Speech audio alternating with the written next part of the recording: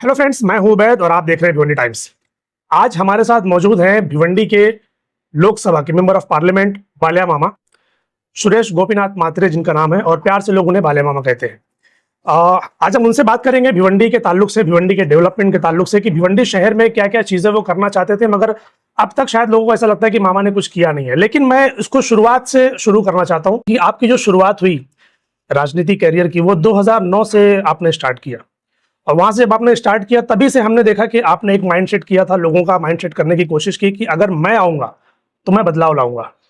लेकिन भिवंडी की पब्लिक और आपका जो क्षेत्र है उसमें शायद कुछ तो भी ऐसा था कि पब्लिक ने अलग अलग लोगों को मौका दिया और शायद इसलिए कि उनको लगा कि वो लोग जो है तो भिवंडी शहर में डेवलपमेंट लाएंगे। लेकिन 2009 से लेकर फाइनली 2024 जब इलेक्शन आया तो वहां पर यह देखा गया कि पब्लिक ने एकजुट होकर यहां तक कि सेंट्रल मिनिस्टर को भी उन्होंने पीछे छोड़ा और आपको चुना, शायद इसलिए कि उनको लगा कि अब जो है हमें डेवलपमेंट की जरूरत है और बालिया मामा की शक्ल में हमें वो चीज दिखाई देगी। तो हम इन्हीं मुद्दों पर आज बात करेंगे कि बालिया मामा ने पिछले 2 साल में क्या काम किए और क्या नहीं किए। सर, हम जानते हैं कि भिवंडी शहर से एमपी बनने के बाद जब आप पार्लियामेंट में जाते हैं तो बहुत सारी चीजें होती हैं, बहुत सारी चीजें सीखनी पड़ती हैं, क्योंकि चीजें तुरंत नहीं होती। लोग ये सोचते हैं कि अब बालिया मामा जीत कर आए ना, अब यहाँ से चीजें डेवलपमेंट शुरू हो जाएगा। तो बहुत सारी चीजें होती हैं जो आपको अप्लाई करना होता है, सीखना होता है। तो हम उसी को जानने के लिए आज यहाँ पर आए हैं। तो सबसे पहला सवाल जो हमारा सर है वो ये कि जीत कर आने के बाद भिवंडी शहर की अगर मैं पहचान की बात करूं, अगर उसको जाना जाए कि भिवंडी शहर तरक्की कर रहा है या नहीं, तो उसके लिए सबसे ज्यादा जरूरी है वहां के रोड को लेकर आपने क्या काम किया सर, उसके बारे में कुछ बताइए। सबसे पहले तो मैं आपको बताना चाहता हूँ जी कि मेरी पॉलिटिक्स की शुरुआत 1998 से, ओके मतलब जबकि मैं कॉलेज में गया था, 11th में गया, उसके बाद बाहर से एग्जाम दिया। ओके कुछ परिस्थितियों के कारण मैं नहीं जा पाया जी और तभी से मैंने भारतीय विद्यार्थी सेना के माध्यम से, क्योंकि मैं शिवसेना में ही था, शिवसेना से ही पहले से ही लगाव था, ओके तो 1998 से भारतीय विद्यार्थी सेना से काम स्टार्ट किया। जी उसके बाद शुरुआत हो गई, फिर गांव में उपशाखा प्रमुख था, जी फिर शाखा प्रमुख, फिर विभाग प्रमुख, ये सब पोस्ट मिला के उप तालुका प्रमुख हुआ, फिर थाने जिला संपर्क प्रमुख हुआ। जी असल में तो इलेक्शन की शुरुआत 2002 में, जी जब पहले 2001-2 में मेरे गांव में ग्राम पंचायत की इलेक्शन थी, जी उस इलेक्शन से हम लोगों ने शुरुआत की, मैंने शुरुआत की। जी और उस टाइम हमारा ग्राम पंचायत पहली बार हमारे ग्रुप की ओर आ गया, ओके पहली बार हमने ग्राम जी। पंचायत हासिल किया। जी उसके बाद 2007 में जिला पंचायत में मेरी मिसेस को टिकट मिला। 2002 में मैं टिकट मांग रहा था, जी मेरे को मिला नहीं। 2007 में मिसेस को टिकट दिया, फिर 2007 में मिसेस जीत के आए, अच्छा अच्छे वोट से जीत के आए। फिर 2009 में मैं विधानसभा लड़ा, जी मैं हार गया। 2014 में लोकसभा लड़ा, वैसे से लड़ा क्योंकि शिवसेना से स्कोप ही नहीं था। ये जो सीट थी ये बीजेपी के हिस्से में थी, जी इसके लिए फिर मैंने 2014 में मनसे से लड़ा, 2019 में टिकट नहीं मिला, फिर 2024 में आप सभी के सहयोग से, जी। आशीर्वाद से मैं जीत के आया। जी ये रही मेरी पॉलिटिकली जी जी जो भी आप जो जर्नी था आपका, जो जर्नी हाँ था, हाँ जी ये पॉलिटिकल जर्नी हो। जी इसके बाद में अभी जैसे रोड रास्ते का आप बोल रहे हैं, मैं खुद ही चाहता हूँ कि एक काम में, हर एक काम में क्वालिटी रहनी चाहिए। अगर क्वालिटी नहीं रहती, क्योंकि देखो मैं एक पॉलिटिशियन भी हूँ, एक मैं बिजनेसमैन भी हूँ। आप भिवंडी में वेयर हाउस में तरह तरह के काम देखोगे, पर जब आप मेरे प्रोजेक्ट में जाओगे, भिवंडी में जो भी मेरे प्रोजेक्ट है, जी वो प्रोजेक्ट में आप एक क्वालिटी देख लोगे, काम का जो भी हम लोग का सब अलग ही स्टाइल है। मतलब मैं एक दावे के साथ और अभिमान से कह सकूंगा कि सबसे अच्छा क्वालिटी और सबसे अच्छा जो भी वो बिजनेस में, जो भी वेयर हाउस के बिजनेस में उनकी रिक्वायरमेंट है, जी पूरी करने वाले में से हम एक है। ओके, बिजनेस के ताल्लुक से। हाँ, तो इसके लिए मैं उसी ताल्लुक से मैं पॉलिटिक्स में भी देखता हूँ कि जो भी काम होता है, रोड वगैरह जो भी बंद रहे, उसका अच्छा क्वालिटी होना चाहिए। मैं सब जगह चेक भी करता हूँ। जैसा वाड़ा मनोर रास्ता का काम चल रहा था, मैं 3 बार विजिट मारा था। जी अंजुर पटेल रास्ते पे मैं 2 बार विजिट मारा था। अभी आज पाइपलाइन का मैंने ओपनिंग किया, आज आपने देखा भी होगा। जी तो वो एक क्वालिटी का नमूना है। इतना अच्छा काम हो, वो मेरे लड़के के अंडर में ही काम हो, तो जो मंजूरी भी हुआ और काम भी जी उनके जी अंडर जी में हो।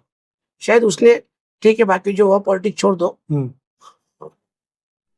पर उस काम का क्वालिटी देखो। अभी बाकी हाईवे पे जो चल रहा है उस काम का क्वालिटी देखो, एकदम गंदी क्वालिटी है। उसका मोहलत खत्म हुआ है, सब हुआ है। हम लोग आंदोलन कर रहे हैं, बाद में थर्ड पार्टी ऑडिट किया, उसको ब्लैक लिस्टेड कर रहे हैं, बोला। मतलब क्या है, एक हद तक मैं अपोजिट पार्टी का विपक्ष का होने के कारण एक हद तक लड़ता हूँ। लड़ता मतलब तो पूरा आपकी लड़ता बातें हूँ। भी नहीं सुनी जा रही वहां पर, हाँ, ऐसा है लड़ता मामला? तो पूरा हूँ मैं। जी। नई बातें सुनी जा रहे हैं ना, कई बार कलेक्टर के सामने बात हो। तो फिर अगर बातें नहीं सुनी जाएगी तो ये जो क्वालिटी का मामला है तो फिर सॉल्व ही नहीं होगा फिर कभी। नहीं सॉल्व देखो, वही तो बोल रहा हूँ ना, ये सॉल्व होने के लिए अभी अभी ये जो रास्ता जो बन रहा है नेशनल हाईवे का, अभी नेक्स्ट वीक में हमारी कोशिश है इसके खिलाफ एक बड़ा आंदोलन करता हूँ। मतलब ये कि जो आप लोग देख रहे हो जी कि ये रास्ते पे इतना, रास्ते में प्रॉब्लम है, इतने खड्डे हैं, रास्ते का टाइम, मतलब वो जो टाइम पीरियड था कॉन्ट्रैक्टर का वो भी निकल गया। अभी भी कुछ भी नहीं। आने वाली बारिश है, बहुत से लोगों की जान चली गई, बहुत से लोग हैंडीकैप हो गए या कुछ हाथ पैर टूटा, कुछ प्रॉब्लम हुआ, तो इसके लिए जिम्मेदार तो कॉन्ट्रैक्टर ही रहता है। पर उस कॉन्ट्रैक्टर पे सरकार का कुछ दबाव नहीं, और उसके खिलाफ डीपीडीसी में मैं खुद कंप्लेंट किया। आपने देखा दबाव नहीं है, मतलब सरकार का दबाव नहीं है बोले तो सोचने वाली बात है। होगा, सरकार का दबाव रहता है हाँ, तो आज तक वो जेल के अंदर होता, क्योंकि तो मतलब सरकार भी नहीं चाहती कि शहर के अंदर अच्छा रोड बने, अच्छी क्वालिटी का रोड बने। देखो सरकार चाहती है नहीं चाहती मुझे मालूम नहीं, पर सरकार उनको बचा रही है। अच्छा, उनको बचा रही है, ये तो बात पक्का है। अभी ये देखते हैं नेक्स्ट वीक में हम लोग खुद एक आंदोलन करने वाले हैं, बड़ा आंदोलन, वही मानकुली नाके का लेकर, इसी रोड के लेके हम लोग करने वाले हैं। क्योंकि बहुत से बार मैंने डीपीडीसी में आवाज उठाई, मैंने यहाँ तक कि पार्लियामेंट में भी आवाज उठाई। कई बार कलेक्टर के सामने मीटिंग हुआ, कलेक्टर साहब के साथ में मैं बोला जी।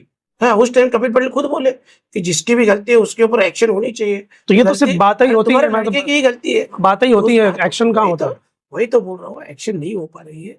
अभी ठीक है, नेक्स्ट वीक पब्लिक आपसे उम्मीद लगाती है फिर, हाँ, कि अगर हमने मामा को जिताकर वहां पर दिया है तो मामा कुछ हमारे लिए करेंगे, इसके क्वालिटी की बात करेंगे। क्वालिटी के लिए मैं भी कॉम्प्रोमाइज करने वाला आदमी नहीं हूँ जी। और इसके लिए नेक्स्ट वीक में हम आंदोलन करेंगे 100%। शहर की जो रोड है, चलो ये तो हाईवे हो गया, तो शहर के अंदरूनी जो रोड है उसमें कुछ इंटरफेयर है आपका? उसमें देखो बाकी बात में तो मेरा इंटरफेयर नहीं रहता है जी, पर ये तो बात पक्की है, अभी बारिश आ रहा है तो बारिश के पहले सब जगह मैं खुद विजिट करने वाला हूँ। क्योंकि आपके ही अंडर में 6 एमएलए आते हैं, सब और उनका जो काम है भिवंडी शहर के अंदर जो चल रहा है, शहर में सब रास्ते पे विजिट करने वाला हूँ। जो भी गटर का मसला है, पानी का मसला है, मार्केट का मसला है, वह सब जगह मैं एक विजिट करने वाला हूँ। तो रोड अच्छे मिलेंगे आने वाले वक्त में, इसके लिए कुछ प्लान है? क्योंकि अभी आपका दो साल तो कंप्लीट हुआ, 3 साल अभी और बाकी है। ये 3 सालों में रोड के ताल्लुक से लोगों को क्या देखने को मिलेगा शहर के अंदर से? देखो रोड के ताल्लुक जैसे आप बता रहे अभी वैसे आप देखने को जाओगे तो ये कामन अंजू फटा कामन रास्ता जो हुआ मेरे टाइम पीरियड में चालू हुआ ना जी, मैंने ही फॉलोअप लिया ना जी। अभी जो बोलते थे हमने किया ऑलरेडी देखो तुम्हारे एक एप्लीकेशन से कोई काम नहीं होता है, फॉलोअप लेना पड़ता है उसको। पहले भी बताया, जी। फॉलोअप लेना चाहिए ना, बिल्कुल। वो हुआ।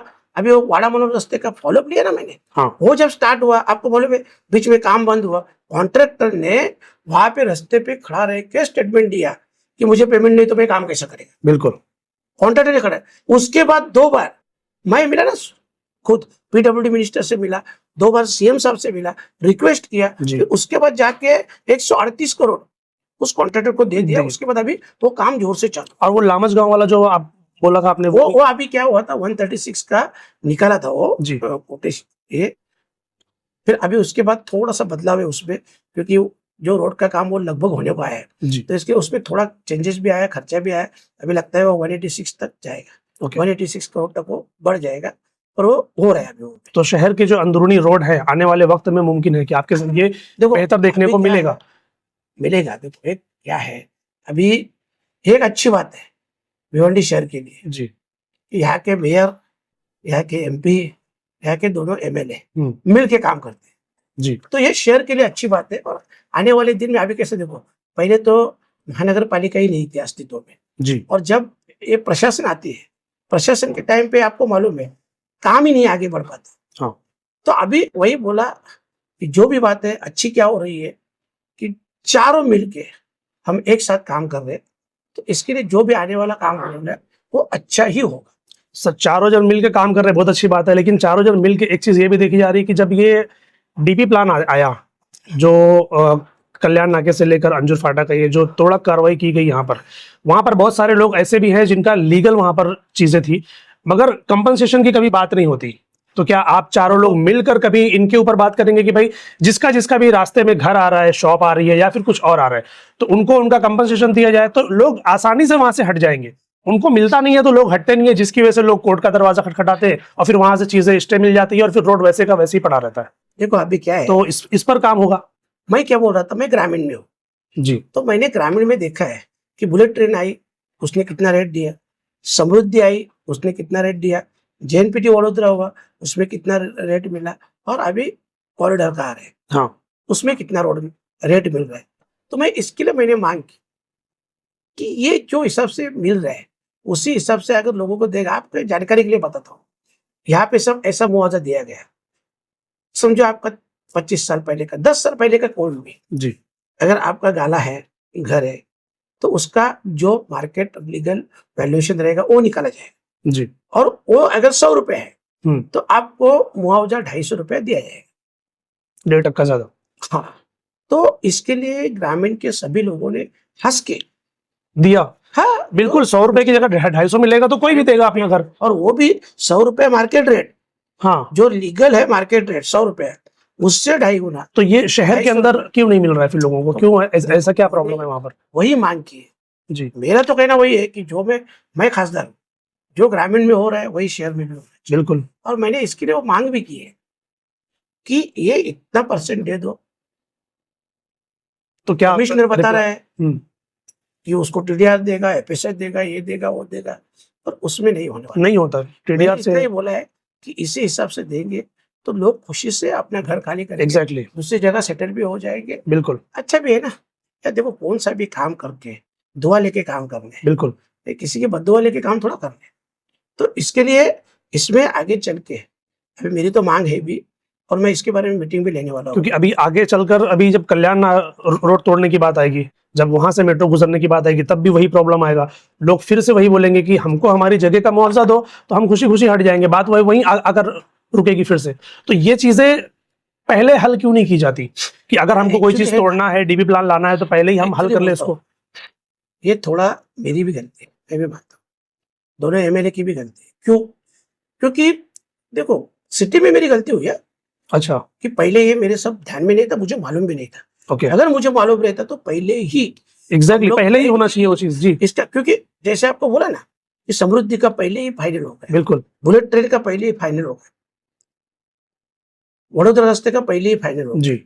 अभी अलीबाग विरार कॉरिडोर का भी पहले ही फाइनल हो गया। तो ये पहले ही फाइनल होता है, तो आप तो चलिए, फाइनल होने के बाद ये सब होता है। हाँ। पर भिवंडी में थोड़ा अलग हुआ, मतलब इसमें मैं तो बोलता हूँ मुझे मालूम भी नहीं था कि यार क्या रेट दे रहे हैं क्या नहीं, या कभी तोड़ने वाला है ये भी मालूम। तो एमएलए को तो मालूम थी ये चीजें, वो तो सालों से है भिवंडी शहर के अंदर। गया भिवंडी में, मुझे मालूम ही नहीं था कि वो अचानक तोड़ने लगे। उसी दिन गया तो थोड़ा एक छोटा मोटा बैटर भी हो गया। असल में अभी आप बताओ, मुझे अगर मालूम रहता तो मैं विरोध करने के लिए जाता, नहीं, पर जो चीज मुझे मालूम ही नहीं तो उसके लिए क्या तो सोचने वाली बात नहीं है कि एमपी को ये चीजें नहीं पता, नहीं। और नगर पालिका जो है अपने हिसाब से एमएलए के अंडर में जो चीजें रहती हैं और नगर पालिका के अंडर में जो चीजें रहती हैं वो अपनी मनमानी मतलब कर लेते हैं। देखो अपनी मनमानी उन्होंने किया, ये तो साफ मैं मानता हूँ। जी, किया ना उन्होंने अपनी मनमानी। कहा दोनों एमएलए थे शहर के? वही तो पूछ रहा हूँ मैं। आपको दिखे? नहीं दिखे। तो दोनों रात को चीजें तोड़ा कार्रवाई हो गई और मैं भी गया तो एक्सीडेंटली गया। हाँ, तो मुझे तो सच्चे में मालूम नहीं, बाकी लोग का मुझे मालूम नहीं, पर जो हुआ वो गलत हुआ। मैं इसके लिए बोलता हूँ कि जो बेस पे अदर सब काम चल रहे हैं उसी बेस पे यही भी चलना चाहिए। आपका इसके अंदर क्या रोल रहेगा फिर? अगर मान लो अभी कल्याण नाके का जो अभी थोड़ा कार्रवाई चलेगी तो उसके अंदर क्या रोल रहेगा? क्या पहले से ये चीजें डिसाइड होगी या फिर वहां पर भी इसी तरीके की कार्रवाई की जाएगी? उससे पहले अभी मैं बोलता हूँ नेक्स्ट वीक में मेरी पूरी कोशिश रहेगी कि मेयर साहब और दोनों एमएलए जी और हम बैठ के एक पॉलिसी नक्की कर देंगे जी, और वो हिसाब से हम कमिश्नर को भी बोल देंगे या उसके रिलेटेड जो भी मिनिस्टर रहेंगे या सीएम साहब रहेंगे उससे मिल के उसके बारे में बात कर लेंगे। इतना पक्का बोलता हूँ। ये मुमकिन है, हो जाएगा। अरे ये मुमकिन है ऑलरेडी, ये नामुमकिन थोड़ा है। ये पहले भी मालूम रहता क्योंकि लोगों को नामुमकिन ही लगता है ना सर, क्योंकि होता ही नहीं है, लोगों ने आज तक देखा ही नहीं वो चीज, इसलिए। मैं आपको बोलता हूँ, हमारे यहाँ अलीबाग विरार कॉरिडोर का काम हाँ, जो रेट हुआ उसमें रेट थोड़ा कम है, मतलब मार्केट वैल्यूएशन से ज्यादा ही है, फिर भी जो बुलेट ट्रेन में मिला उससे कम है, उससे तो कम है। कम है। तो उसके बारे में मैं खुद सीएम साहब से मिला ना हम्म, 3-4 दिन पहले जी। कि उसमें कुछ पॉजिटिवली सोच के बढ़ोतरी हो जाए। हम्म, अभी उन्होंने मेरे को बोला सब डिटेल्स में मेरे को भेज दो, तो मैं इसके ऊपर डिस्कस भी करता हूँ। ठीक है मैं खुद कलेक्टर साहब को ही बोला जी। उसके बारे में, मतलब ये मैं देखो, मैं जो प्रैक्टिकली है वही बोलता हूँ, जी बिल्कुल। जो गलती हुई वो मेरी गलती हुई, अगर पहले समझता तो ऐसा होने भी नहीं देता। ओके, तो आने वाले वक्त में जो चीजें हो रही हैं तो मुमकिन वो सारी चीजें प्लान से होंगी फिर। सवाल ही नहीं आता है। जी अभी तो समझ में है ना, अभी देखते हैं नेक्स्ट वीक में गुरुवार या शुक्रवार को तक हम लोग बैठते हैं, उसके बाद में कमिश्नर से बोलेंगे, या तो बैठते हुए कि महानगर पालिका में बैठेंगे, कमिश्नर से बात हो जाएगा। आपने सीएम साहब से मुलाकात की, उसमें जो एक टॉपिक आपने लिया वो स्कूल का, तो भिवंडी शहर में तकरीबन 53-54 जो भी स्कूलें हैं 54 नगर पालिका की, तो उसके ताल्लुक से आप क्या काम करने वाले हैं? स्कूलों में किस तरीके से बेहतरी आएगी, एजुकेशन में किस तरीके से बेहतरी आएगी, उसके लिए क्या जो करने वाले स्कूल है 54 मेरे हिसाब से जी। मेरे को बताया गया 54 स्कूल है, तो उसमें जहाँ पे रेनोवेशन की जरूरत है, जहाँ पे अच्छी बिल्डिंग है, थोड़ी रिपेयरिंग की जरूरत है, वहाँ पे रिपेयरिंग करेंगे। जो एकदम स्ट्रक्चर खराब हुआ है वहाँ पे 100% नहीं बनाएंगे। तो ऐसा लगभग मेरे को 250 से 300 करोड़ खर्चा बताया, ओके, बराबर है। तो उसमें ये मेरी सोच क्यों बोलता हूँ, क्योंकि अपन जिस शहर में रहते हैं अपने को मालूम है, अपने शहर में 50% से ज्यादा लोग गरीब है, कम से कम 40% लोग मिडिल क्लास है जी यहाँ अमीर है ही नहीं, 2-3% रहेंगे जी। और बाकी ज्यादा करके मिडिल क्लास लोग। आप जो फंड लाएंगे वो रेनोवेशन के लिए और बिल्डिंगें तोड़कर नहीं, दोबारा उसमें- बनाने के लिए? उसमें ऐसा है, सभी स्कूल हाँ स्मार्ट स्कूल बनेंगे, बराबर। एकदम अच्छी खासी बनेगी। और उस समय मेरी पूरी कोशिश रहेगी कि जितनी पट संख्या है, हाँ, जितने बच्चे हैं, मेरे हिसाब से तो 30 बच्चे के पीछे एक टीचर होना रहता है, चाहिए। एक टीचर होना चाहिए, बिल्कुल। उसकी भी मांग करेंगे, क्योंकि 250-300 करोड़ अगर खर्चा कर रहे हैं तो उसके टीचर बाद भी तो में होने चाहिए। टीचर भी तो होनी चाहिए। बिल्कुल। तो ये भी मांग करने वाले हैं। उसके बाद फिर जिला परिषद अभी जैसे ही लग जाएगी, इलेक्शन हो जाएगी, जिला परिषद अस्तित्व में आएगी, तो उसके बाद जिला परिषद में भी मुझे यही सेम काम करना है। देखो 2 टॉपिक में मुझे काम करना है, जी एक हेल्थ का है जी, और एक एजुकेशन का। एजुकेशन का। जी तो एजुकेशन का तो अभी जो बोला है सीएम साहब ने मुझे कमिटमेंट भी दी है, वो बोले कि 2 से 3 टप्पे में ये सब करेंगे। ओके और वो ये भी बोले खुद की शुभारंभ करने के लिए मैं खुद भी आऊंगा, ओके, क्योंकि वराल देवी तालाब का भी 20% उन्होंने दिया, बराबर वो एक, क्योंकि वो भिवंडी की शान है जी। वराल देवी तालाब, उसका एक लगभग काम हो जाएगा, इसका एक काम हो जाएगा, स्कूलों का सभी। और जो आईजीएम हॉस्पिटल है, हाँ। उसके लिए मैंने एक मेडिकल कॉलेज की मांग की है, तो उसमें भी पॉजिटिवली ऐसा डिस्कस हुआ कि मेडिकल कॉलेज के लिए जो जगह चाहिए, एक शहर में भी 15 एकड़ के लगभग चाहिए, 15 एकड़ जगह। ओके, तो उतनी नहीं है, तो शहर के अंदर तो उतनी अवेलेबल नहीं मैंने है। समझाया, हाँ। नहीं ऐसा नहीं है, पॉसिबल है, उसमें कंडीशन है, उसमें ऐसे है, अभी देखो 100 बेड का तो आईजीएम है, हाँ, ऊपर 100 बेड बन रहा है, और 200 बेड बाजू में जो केंद्र सरकार मदर एंड चाइल्ड के केंद्र सरकार की जो योजना है हमारे यहाँ से, केंद्र सरकार की योजना से बन रहा है। मैं यहाँ पर तो आपको 400 थोड़ा सा तो रोकना चाहता हूँ माफी के साथ। मैंने जो शहर के अंदर जो बातें सुनी है, लोग ये बोलते हैं कि वो जो mother and child care hospital है वो असल में एमएलए साहब बना रहे हैं, रजिस्ट्रिक्ट बना रहे हैं। क्या सच्चाई है इसकी? देखो शहर के अंदर यही बातें हो रही हैं। एक बात बोलूं क्या, देखो भले ठीक है, वो मेहनत करते होंगे, वो विजिट करते होंगे, ध्यान देते होंगे जी, वैसे मैं भी 3 बार विजिट किया है, पर वो योजना जो है आप देख सकते हैं, वो केंद्र सरकार का फंड है, ओके राज्य सरकार का नहीं है, जी इतना बात पक्का है। जी। और उसमें बोला ना हम सब एक है, तो इसके लिए हम उसमें कोई, तो हम सब एक है, हमारी तो कोई सबका लड़ाई नाम आना चाहिए ना उसके अंदर, फिर किसी एक पर्सन का नाम क्यों आता है? फिर सबका नाम आना चाहिए उसके अंदर। देखो अभी मैं तो आपको क्लियर बोला जी कि भाई योजना केंद्र सरकार की, जी, ये आप किससे भी पूछ सकते हैं। अभी वराल देवी तालाब का है, हाँ योजना केंद्र सरकार की, और ये मैं खुद मंजूर किया, ओके, आपके थ्रू हुई है सब वराल सारी देवी चीजें? का खुद मैंने मंजूर किया, 60% सेंट्रल गवर्नमेंट से लिया, 20% भिवंडी कमिश्नर ने बोला, जिसमें हमको सभी की सहयोग मिला। हाँ वो महेश चौगले साहब है, रईस भाई है, 20% में वो सब आप लोग सब लोग आ गए, ओके ये लोग सब, और 20% अभी जो कम था वो अभी सीएम साहब खुद दे रहे हैं। इसके लिए तो आप देख रहे हैं मैं लगातार जी जी कोशिश कर रहा हूँ। अच्छा, और मेडिकल कॉलेज की बात बोलता हूँ तो ये 400 बेड का हो जाएगा, 50 बेड की और जरूरत है और एक साधारणतः 10 से 11 एकड़ जगह चाहिए। तो उनके रूल के अनुसार ये जगह उस हॉस्पिटल से 5 किलोमीटर के दायरे में चलेगी। ओके। तो वहां पे आप कॉलेज बन सकते हैं। हम्म। तो इसके लिए मैंने महापौर साहब को भी रिक्वेस्ट किया और दोनों एमएलए साहब को भी बोला है कि जिसके वार्ड में ये जगह रहेगी आप मेरे को बताओ, पर मेरे को 11 एकड़ जगह चाहिए, मैं मेडिकल कॉलेज लाके दिखाता हूँ। और सीएम साहब ने भी एकदम पॉजिटिवली बोला ये जगह आप देख लो। मैं ये वाकई में होगा, क्योंकि इस तरीके की बातें लोगों को ऐसा लगता है कि मामा हमें लुभाने की बात कर रहे हैं। अरे नहीं नहीं यार, देखो क्योंकि मामा बोल तो रहे हैं लेकिन चीजें हो नहीं रही है, मामा बोल तो रहे हैं मगर ये नहीं हो रहा है, शहर के अंदर चीजें दिखाई नहीं दे रही है, इस तरीके की बातें लोग करते हैं। एक बात बोलूं, एक्चुअल में एक एमपी का काम क्या रहता है, वो हाई लेवल काम है, बड़ा काम है। एमपी का काम रहता है नेशनल हाईवे का जी, एमपी का काम रहता है रेलवे का जी, एमपी का काम रहता है कोई भी ऐसे बड़े प्रोजेक्ट जिससे रोजगार बढ़े, जी, ऐसे प्रोजेक्ट अपने इसमें लाने चाहिए। फिर भी इसके आउट ऑफ में जाके मैं सीएम साहब को मिल रहा हूँ, डीसीएम साहब शिंदे साहब को मिल रहा हूँ, ये सब क्यों मिल रहा हूँ? ये एक्चुअली ये मेरे अंडर में नहीं आता। मेडिकल कॉलेज का ठीक है, हम लोग मंजूरी ला सकते हैं, पर जहां तक मेरे को, मैं विपक्ष का होने के कारण इस सब काम में है ना, मुझे सीएम साहब की या डीसीएम साहब की जरूरत लगती है जी, इसके लिए हमको उनको मिलना भी पड़ता है। बराबर। और अभी जैसे स्कूल का ये 4 महीने से मेरे दिमाग में था, जो पहले वैद्य करके थे आपने, हाँ, अजय विलास वैद्य, अजय वैद्य साहब जी, उनके टाइम ये बात हुआ था। उन्होंने मेरे को रफली एक ये एस्टिमेट बना के दिया था कि 250 से 300 करोड़ खर्चा हो जाएगा। अभी मेयर बैठ गया, अभी मेरे मेयर साहब से डिस्कस, दोनों एमएलए साहब से डिस्कस, फिर मैं सीएम साहब को बोला कि साहब मेरे को ऐसा ऐसा फंड चाहिए। उन्होंने तुरंत बोला कि तुम पूरा प्रोजेक्ट बनाओ भिवंडी शहर का, मेरे को लाके दे, मैं तेरे को 3 टप्पे में या 4 टप्पे में पैसा दे दूंगा। क्योंकि देखो वैसे भी एक दिन में तो काम होने वाला नहीं है, बराबर, वक्त लगेगा चीजों टप्पे से शुरुआत करेंगे। जी। अगर 54 स्कूल है, 10-10 के हिसाब से चालू करेंगे, 12-12 या 15-15 स्कूल का एकदम काम चालू, तो भी 5% में काम होगा फिर वो। तो वो हिसाब से अपन काम चालू करके जी, एक 2-3 साल में 4 साल के अंदर कैसा खत्म होगा वो आप देख लेंगे। इंफ्रास्ट्रक्चर की तो आप बातें कर रहे हैं, लेकिन कैसा है, ऊपर ऊपर की चीजें तो अच्छी हो जाती है मगर अंदरूनी जो चीजें हैं ना वो अच्छी नहीं होती, जिससे ऊपर की चीजें अच्छी होने का कोई फायदा नहीं होता। अभी आपने देखा होगा कि भिवंडी शहर के अंदर कई सारी स्कूलों पे एंटी करप्शन की रेड पड़ रही है, जहां पर शिक्षक ही भ्रष्ट पाए जा रहे हैं, तो शिक्षा कैसे अच्छी लोगों को मिलेगी?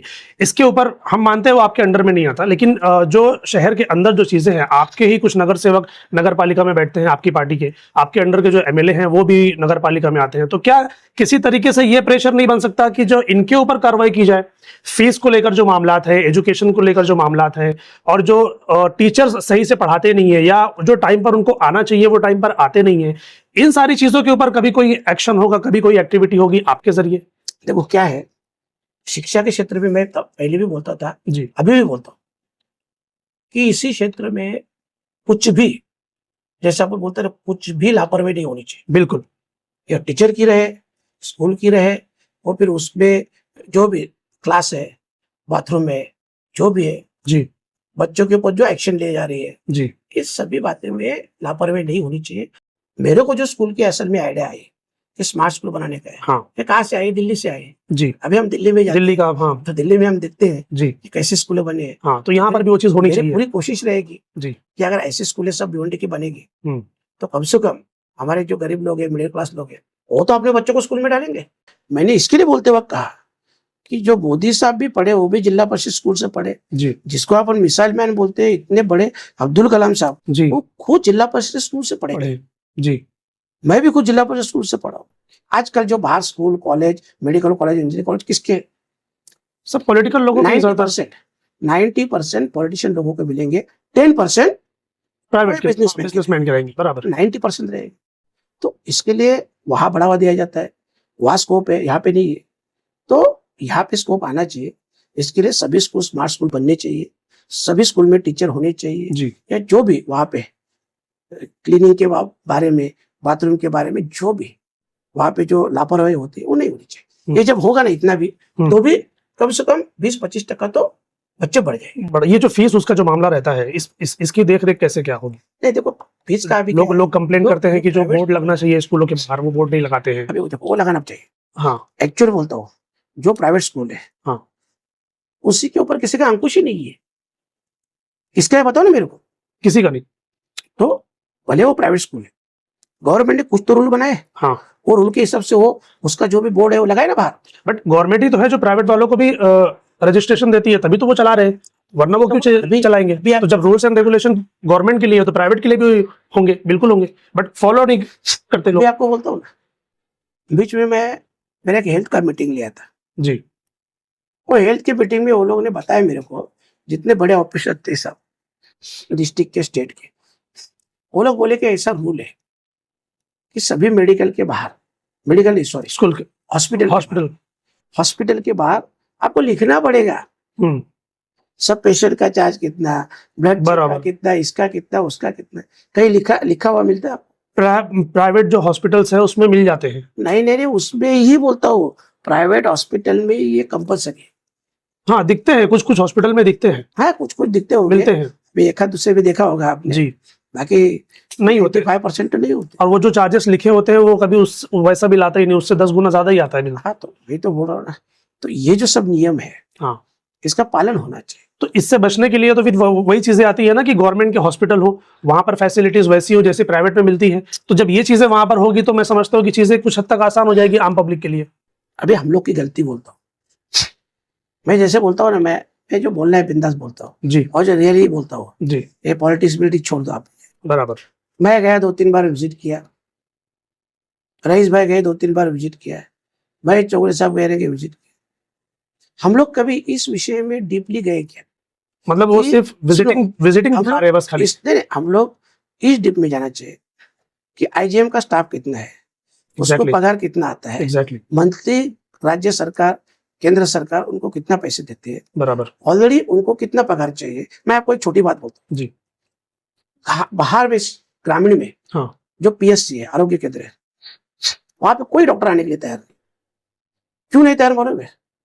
आप अगर शहर में जाओगे तो आपको 1,20,000 पगार मिलता है, आप ग्रामीण में जाओगे तो 60,000 पगार मिलता है। आधा हो वो 60,000 में 60,000 का सवाल नहीं, आपको आने जाने में अलग तकलीफ होता है। आप पता हो ना, आप अगर थाना में रहते हैं, बॉम्बे में रहते हैं या कहीं भी, तो आप यहाँ से शाहपुर जाने के लिए कितना तकलीफ रहेगा, बहुत प्रॉब्लम कितना होगा। खर्चा रहेगा। शाहपुर से भी 25-25 किलोमीटर अंदर हाँ, कुछ पीएससी है, मुरबाड में भी सेम है, जी, 25-30-40 किलोमीटर अंदर है। तो ये कैसे हो?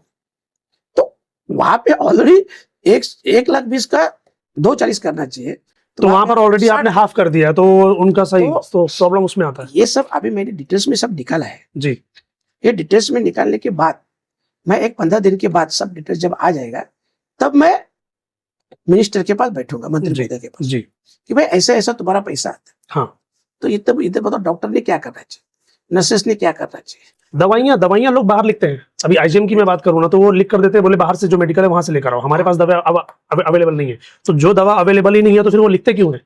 देखो, अवेलेबल नहीं है या अवेलेबल किया नहीं जाता है, दो चीज सही। इसका उत्तर मुझे 15 दिन में मिल जाएगा। ओके, मैं क्या बोल रहा है कि हम लोग विजिट करते मेरे ध्यान में आया, जी, सर ये विजिट करके कंस्ट्रक्शन देख के क्या करेंगे। बिल्कुल, जब तक पब्लिक को फायदा नहीं होगा। असल में जहाँ बिल्डिंग रेडी है, हाँ, वहां पे कितनी सुविधा मिल रही है, एग्जैक्टली, वही कितने चीज डॉक्टर काम कर रहे हैं, कितने नर्सेस काम कर रहे हैं, कैसे क्लीनिंग हो रहा है। अभी वो दिन मैं आईजीएम में गया, बिल्कुल, आपने मैं तो देखा। अरे देखने के बाद मुझे इतना गुस्सा आया, मैं बोला क्या सर यंत्रणा क्या है ये, पता ना कितने थर्ड क्लास लोग हैं। आप तो सिर्फ अंदर तक गए, और मेरे को अगर आप उसके आज तो बाथरूम उसे देखते पता हैं, चला कि 2 नए जनरेटर आए, वो चालू ही नहीं किए लोग। चालू नहीं करते, वो होता ही नहीं चालू। और ये पावर का मामला तो आपके सामने अचानक आ गया। ऐसे पावर के मामले रात में 12 बजे, 1 बजे, 2 बजे, कई बार तो जो प्रेग्नेंट लेडीज होती है उनका जो ऑपरेशन हुआ रहता है, वो लोग मजबूर हो जाते हैं, लेकिन कोई फैसिलिटीज नहीं है वहां पर। नहीं, वही तो बोल रहा हूँ ना कि ये जो सब मैटर हो रहे हैं ना, ये इसके ऊपर हम लोग का ध्यान जाना चाहिए। एग्जैक्टली, समझ गए? जो बिल्डिंग बन रहा है, कॉन्ट्रैक्टर बिल्डिंग बनाएगा, उसमें जाके एक आध बार हम क्वालिटी देखना चाहिए, या 2-4 महीने में एक बार अच्छा इंजीनियर भेज के या स्ट्रक्चर ऑडिट करके वो सब देखेंगे तो और अच्छा रहेगा। हम लोग जाएंगे गॉगल पहन के देखेंगे, उसका कुछ मतलब नहीं, कोई फायदा नहीं उसका। कोई बिल्कुल सही बात है, मैं एकदम क्लियर बोलता हूँ। बिल्कुल सही बात है। तो उसके रिलेटेड जो भी ऑफिसर लोग, फायदा तभी होगा जब सहूलत लोगों को मिलेगी वहां पर। इसके लिए बोलता हूँ, फिर भी ध्यान देना जरूरी है। जी, ऐसे नहीं आप बोलिए कि एकदम जाना ही नहीं है, तो जाना है, ध्यान देना जरूरी है। जब एक एमएलए एमपी जाता है जी, तो थोड़ा कॉन्ट्रैक्टर स्पीड बढ़ाता है, थोड़ा क्वालिटी में मेंटेन करता है, थोड़ा मतलब क्या होता है, डर रहता है। वो जो अंदर के जो लोग हैं सिस्टम में बैठे हुए, अगर मैं आईजीएम की बात करूं तो जैसे ऐसा लगता है कि उनके अंदर बिल्कुल डर नहीं है किसी चीज का, ना तो सिस्टम का डर है, ना तो ऊपर बैठे हुए लोगों का डर है, वो बस अपनी मनमानी करते हैं। नहीं, उसमें डर क्यों नहीं आपको बोलते? इसके ऊपर भी कुछ होना चाहिए। उसमें डर क्यों नहीं बोलते? हम लोग जाते हैं, अभी देखा जनरेटर चालू नहीं, मैं भड़क गया, ये ऐसा नहीं, ये मेरी भी जिम्मेदारी है। जनरेटर क्यों चालू नहीं, उसको मेंटेन क्यों नहीं रख रहे हैं जी, उसकी क्या प्रॉब्लम है, या डीजल ही नहीं डाल रहे हैं, तो उसके लिए गवर्नमेंट का अनुदान आता है कि नहीं आता है। 2 नए दिए, वो नए चालू हो रहे हैं कि नहीं हो रहे, क्या वो डब्बा ही ला के रखा है, अंदर कुछ भी नहीं, बराबर, ऐसे भी हो सिर्फ दिखाने के लिए रखा हुआ, उसके नाम से बिल निकला, हो गया। बस। तो ये सब तो अंदरूनी भाव है, ये सब हमको भी देखना चाहिए। और ये मैं क्यों बोल रहा हूँ, क्योंकि मैं आज एमपी हूँ, मुझको अगर कुछ अधिकार प्राप्त हुआ है तो ये आप सब लोगों की मेहरबानी है ना। एग्जैक्टली, अगर आप सभी मेरे को वोट नहीं देते हाँ, तो काय का खासदार और काय का आमदार, बिल्कुल सही बात है, बताओ ना, पब्लिक के वोट से ही तो बने। तो अभी भाई बोलेगा अरे यार भाई जाके देख के, ऐसा नहीं, उसमें डीपली जाना मेरा काम है जी। और वो मेरी जिम्मेदारी भी है, जी, जिम्मेदारी है मेरी, और वो करनी चाहिए। और आगे से देखो आप, मैं इस बात में ज्यादा ध्यान दूंगा, टोरेंट के बारे में मेरी सेम सबसे बात नहीं। ओके, 1 महीने के बाद जी, मैंने पूरा सोच के रखा, टोरेंट हमको जो चाहिए प्यार से देती है तो अच्छी बात है, अच्छा, नहीं देती है, मुझे लगता है कि मेरे जीवन में सबसे बड़ा संघर्ष है टोरेंट के खिलाफ रहेगा।